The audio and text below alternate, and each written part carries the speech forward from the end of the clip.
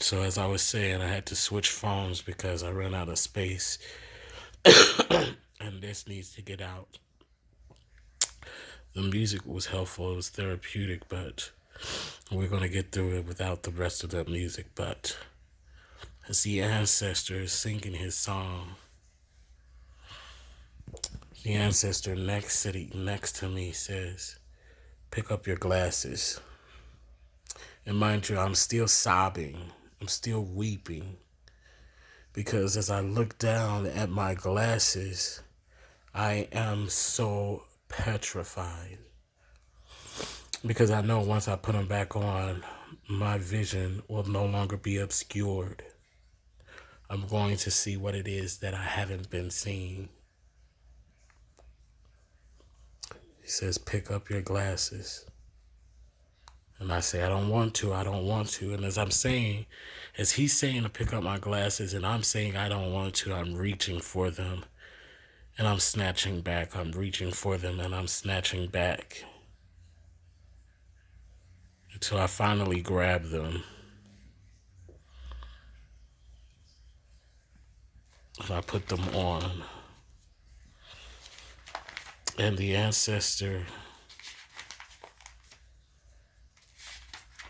he's still singing. And as I begin to recall what was hidden from me all these years, I received encouragement from them to keep going. You're almost there. You're almost there.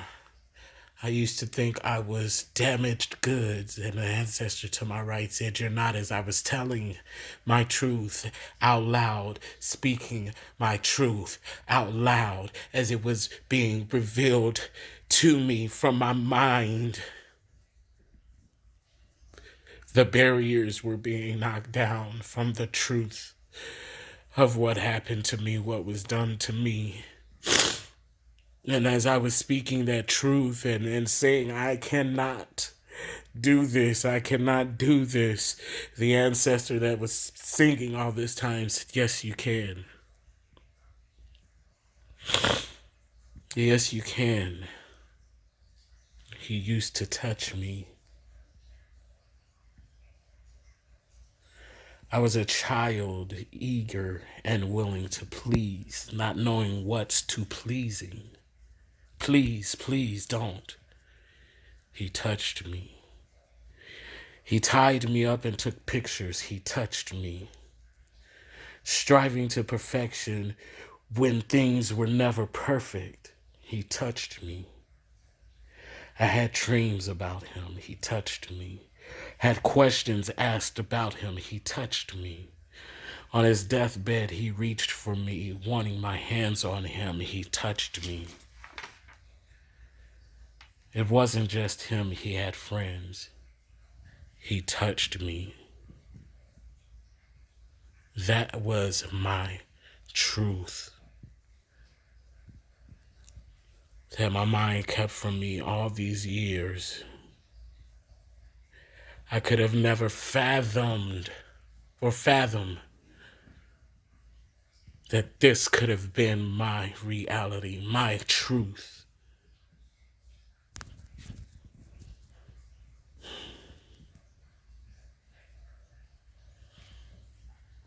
And at that moment, that's when the chains begin to fall, they begin to break.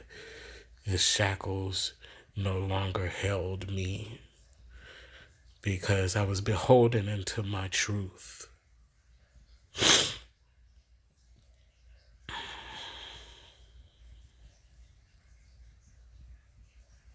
My truth.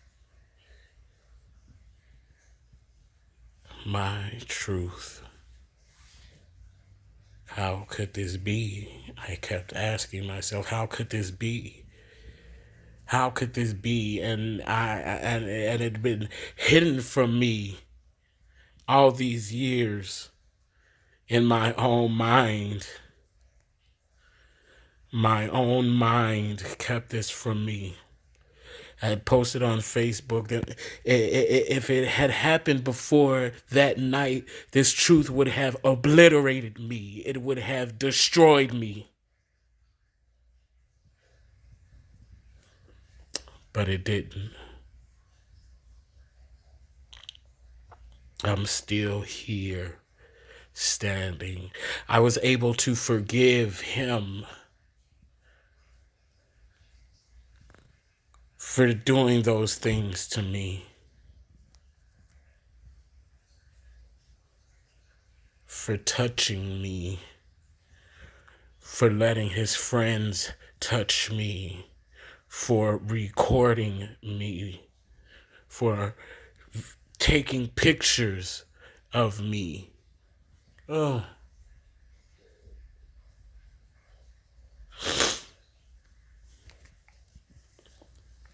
And unbeknownst to me at the time, I've come across two of them since my childhood as an adult. And both of them couldn't take their eyes off of me. A white man and a black man calls himself uncle to me. Even recently told me on Facebook that he loves me.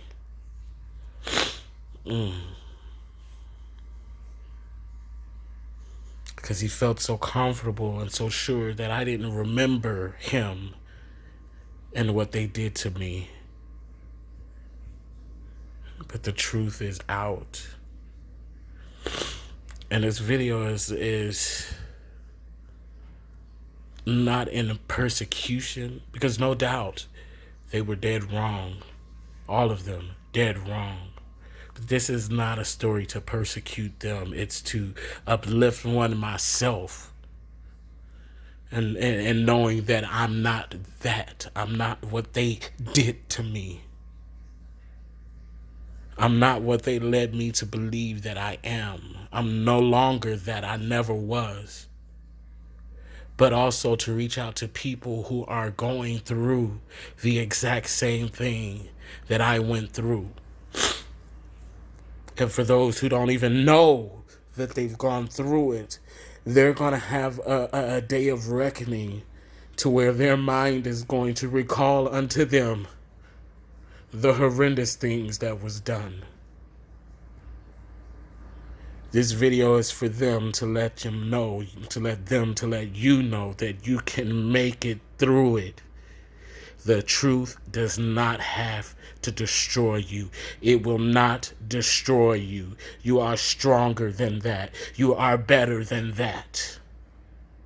As I now know about myself, it's not about placing blame. Although the blame is rightfully theirs, this video is not about them. It is about us, the survivors. I'm not going to call us victims because we're nobody's victims. We are survivors. And because of what happened to us, it makes us stronger. It gives us a stronger purpose in life to reach out and grab those who have been and are going through what we have been through. You can make it. You can come out of it. It doesn't have to define you. It doesn't have to define you in the sense that you think that it should or would.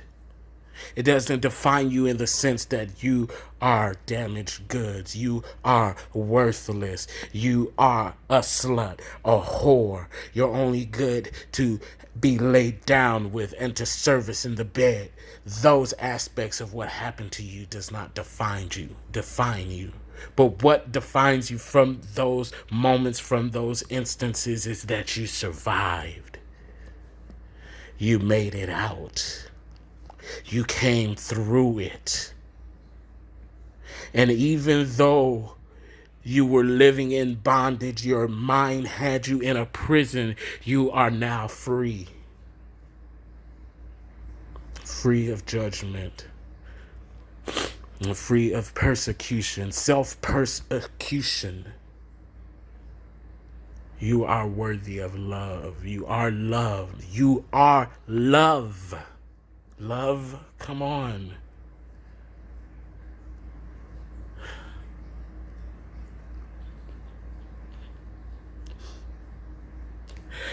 And as I say that,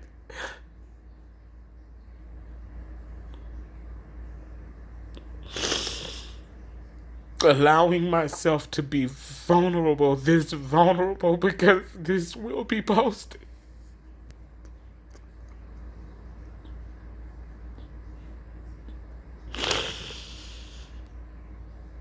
I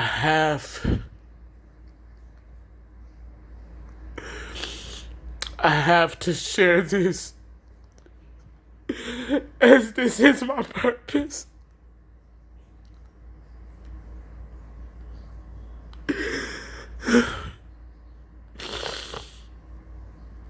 My fellow loves who have been abused by someone that you looked up to and that you trusted. You are not alone. You are not alone. And you will survive. We will get through this together.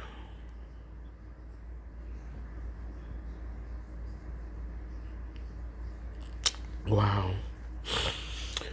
I don't know what else to say beyond this at this point for this video. Just know that we are conquerors, we are overcomers, we are survivors. And now is our time to live.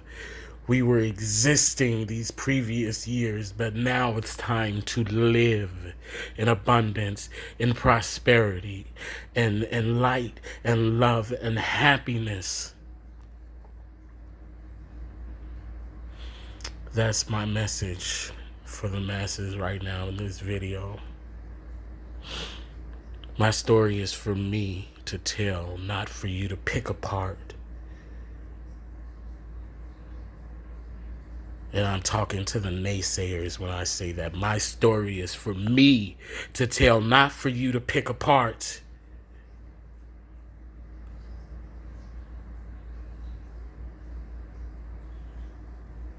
My loves, the ones that this video resonates with on a level, on both a conscious and subconscious level. I say to you, I love you. Be strong. Hang in there. You can and will get through it. There is sun on the other side of the clouds. At the end of the storm, there is sunshine. There's an island, a beach with blue, clear waters, clarity. You will be able to see.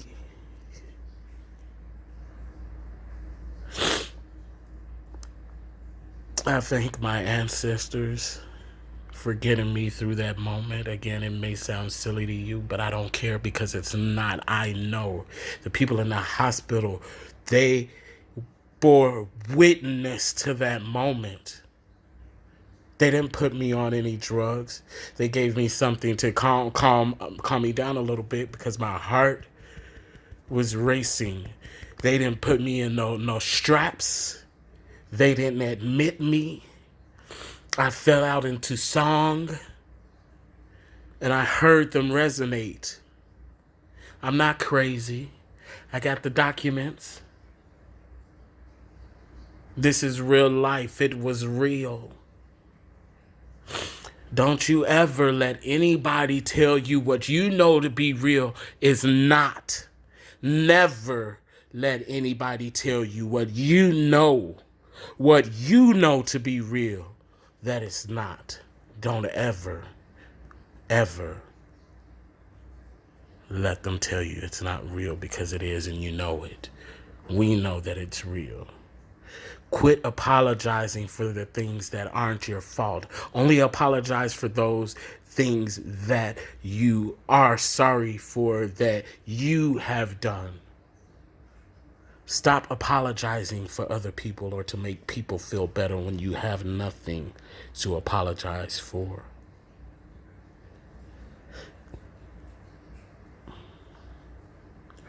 This here is my message, the beginning of my message, because it doesn't stop here. Oh, dear God, I thank you for clarity. Again, I thank my ancestors, my panther, my black cat, my angels, that white feather, spirit guides, my resources for my 2020 is going to be amazing. I am a master in 22. My dreams will be made into reality. I will no longer hold on to these 2 dimes, as I will give the 3 away. 1, 2, 3, 5. It's all here sacral. Orange. My keys to my future are in my hand. It is guaranteed. Y'all don't believe. Some of you all don't believe, but you will see. I thank you, and I'll bring this video to a close.